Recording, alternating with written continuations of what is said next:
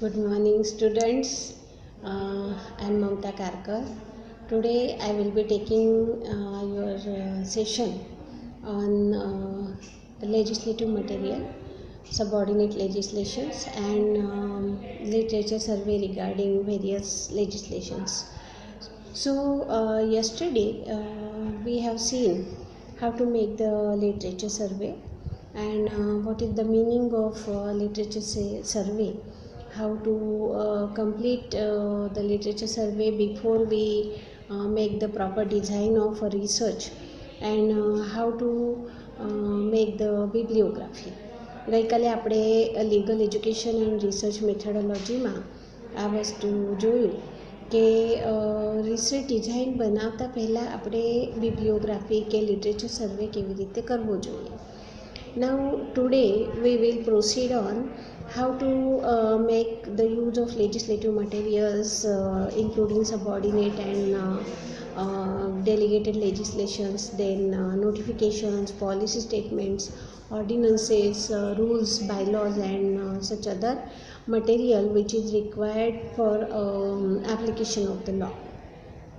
So what is mean by legislative material? So legislative or legislation, that word means enacted law, and we know that in our democracy the Indian constitution has conferred powers on parliament to enact any law. But even after enactment there are certain rules and regulations which are applicable in our daily life, which have the status of law as per the requirement of that particular autonomous body. So what are various rules, regulations, ordinances, notifications that are coming under the legislation? So most of these type of powers, they are coming under the subordinate legislation. So legislation or statutory law is the law which has been promulgated or enacted by a legislature or governing body, that is parliament or state legislative assemblies, and the legislation becomes law only after it has been introduced in the houses and the assent of president has been passed on it. So legislation can have many purposes. કાયદો જે છે એ આપણે ઘડીએ, કાયદા ઘડવાની સત્તા જે આપણે સંસદને આપી છે એના પર્પઝ શું છે? તો એ ઘણા બધા પર્પઝીસ છે. To regulate, to authorize, to manage, to prescribe, to provide, to sanction, to grant, or to declare, or to restrict. તો એ વિશિષ્ટ વસ્તુને, વિશિષ્ટ સબ્જેક્ટને સ્પર્શતો લો એ અલગ અલગ પ્રકારના હેતુઓ ધરાવે છે.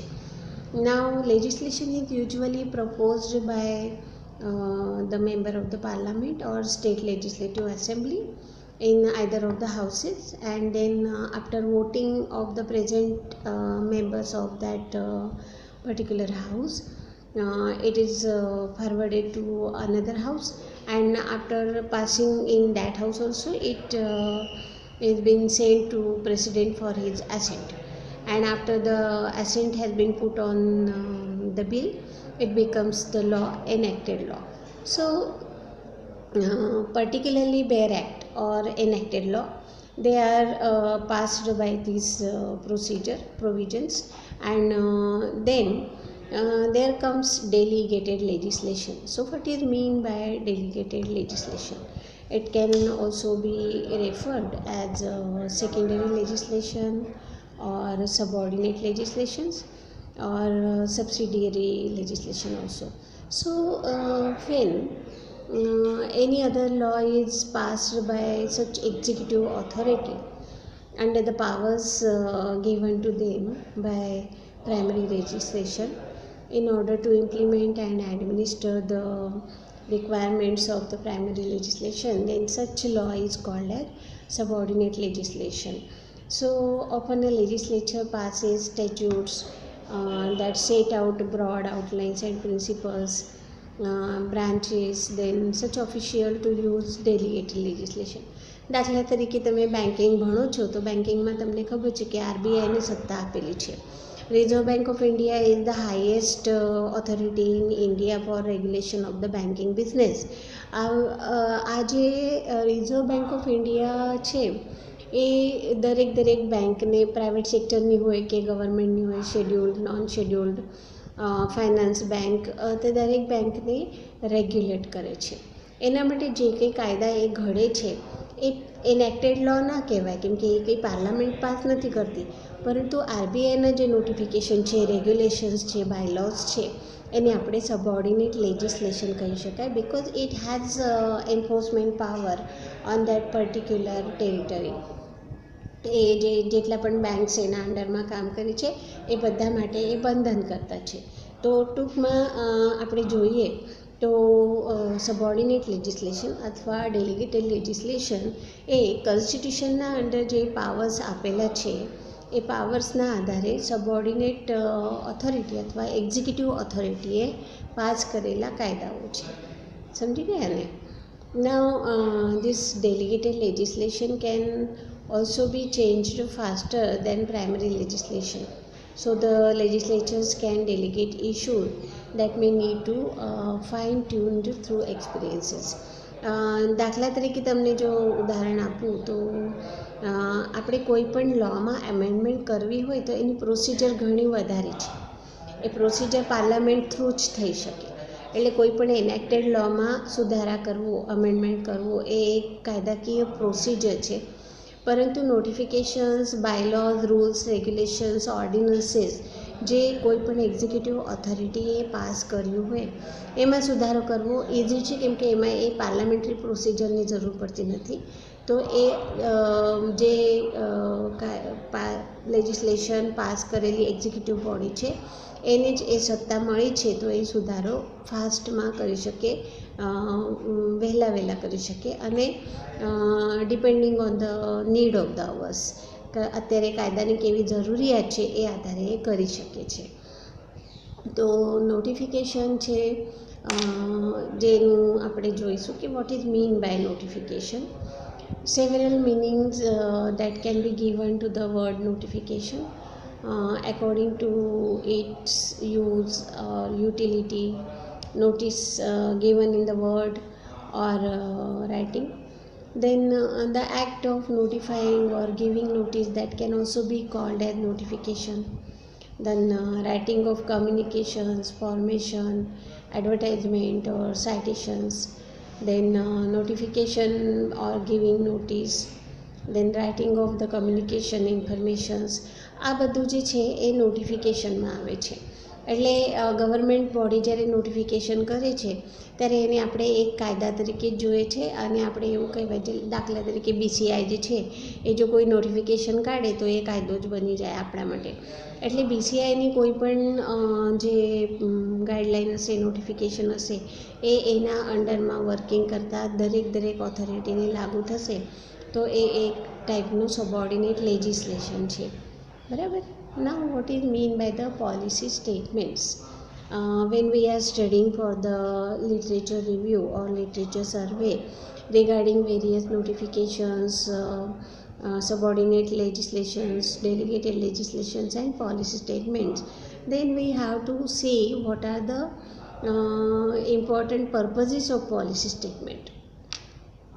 So the policy statements serves three important purposes. That first, it allows the delegate an opportunity to think his policy or to present the policy. Secondly, it is need of delegation to have document which contains the policy on all issues or such required facility. Then ideally such delegated policy statement is the opinion of those persons who have taken part in such delegation, and after they are representing the content to the government. And third important function is that the policy statement is some sort of draft resolution. So it is summary of the situation and requirement of the hours. So policy statement is one step forward to make the law. uh, 5 basic components of policy statements are required to comprise it in a statute. So an explanation and definition of the issue and its key terms as they appear on the agenda, background summary of recent international events related to the action in question, then some references to key documents relating to the issue, underlined and general statement of the country's position on the issue, and specific suggestions for a solution to the question. So this will make that policy statement effective for enforcement of the law in a particular area. Now let us see how we have to also study about the decisional materials. Decisional materials, that is including foreign decisions, then methods of discovering the rule of the case, tracing the history of the important case, and ensuring that these have not been overruled. જે ઓવરરૂલ થઈ ગયા હોય એવા ડિસિઝનનો meaning રહેતો નથી. પછી એ landmark judgement હોય તો પણ, કેમ કે ઓવરરૂલ થઈ જાય એટલે એનું જે સત્તા હતી એ ફિનિશ થઈ જાય છે. Discovering judicial conflict in the area of pertaining the research problem and research. So જેવું કે આપણે જોઈશું તો અલગ અલગ એક્ઝામ્પલ્સ પણ આપણે લઈ શકાય કે કે ગોપાલનની જે કેસ હતી તે બેંક નેશનલાઇઝેશન એન્ડ ફાઇનાલિટીમાં ઓવરરૂલ કરવામાં આવી અને પછી મેનકા ગાંધીનું જે કેસ છે એ લેન્ડમાર્ક જજમેન્ટ બની ગયું.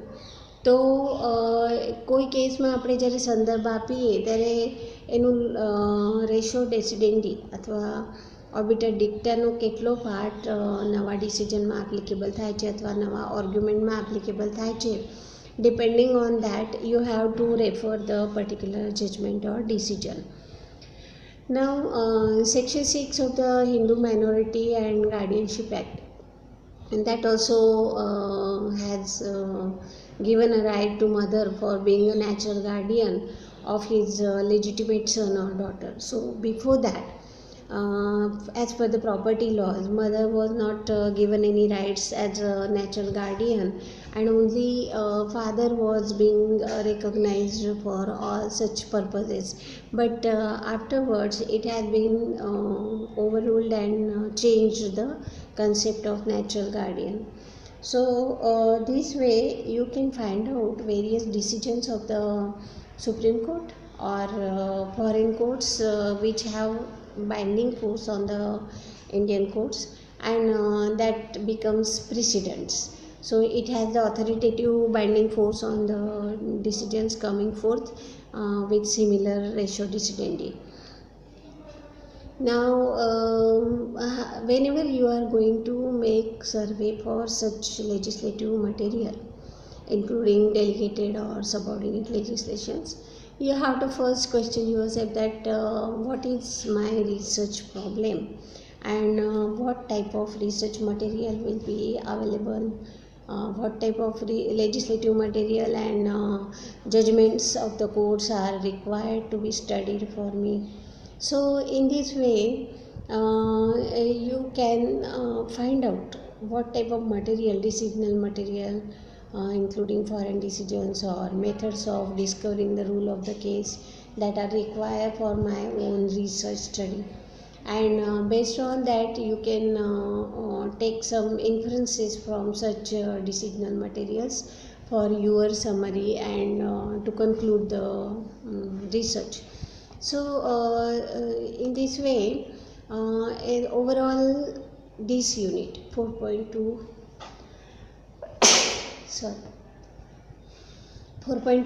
and 3 we have studied the literature review, because it is the most important part of your first step of the research, identification of the research problem. So research literature review is systematic, explicit and reproducible method for identifying and evaluating the research design So every researcher has required to make the literature survey or literature review before he proceed for his study. Then the steps that we have to take. First of all, you have to select the research question and from your interested subjects, and then you have to select the bibliographic indices or database or websites. So a bibliographic database of interest in research reviews contain full reports of original studies. The other sources can be experts in the field of interest, then websites, references, books, articles, research papers. Then choose some the experts. So here you can find out particular journals and particular the materials for your own study. Then you have to complete the review of the literature you have gathered, and then you can find out how it can be utilized for your research. So this is what the steps taken into literature survey and bibliographic survey for the research study. The literature review or literature survey that helps us for particularly making a comprehensive review of the literature in a specific area of the interest, and the researcher is able to investigate the previous research and find out what has been done before. Then he can consider the theoretical framework. He can identify the gaps in existing knowledge and to find out the study worth doing, how to determine, clarify or justify the research questions, and select most appropriate methodology for his research.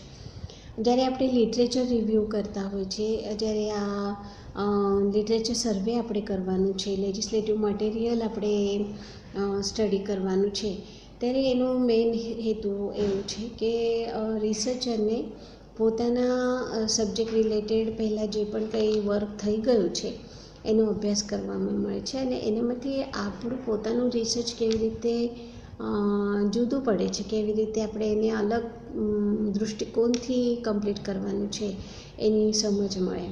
સાથે સાથે પહેલાં જેટલા પણ research થઈ ગયા હોય એમાં જે ગેપ એરિયા છે, ગ્રે એરિયા છે, જ્યાં એ લોકો વ્યવસ્થિતપણે પૂરું કરી ના શક્યા હોય, એ આપણે નવેસરથી કરી શકાય. એમાં આપણને સ્કોપ મળે છે કે ભાઈ રિસર્ચમાં જે રહી ગયું હોય એ આપણે હવે કમ્પ્લીટ કરી શકાય છે.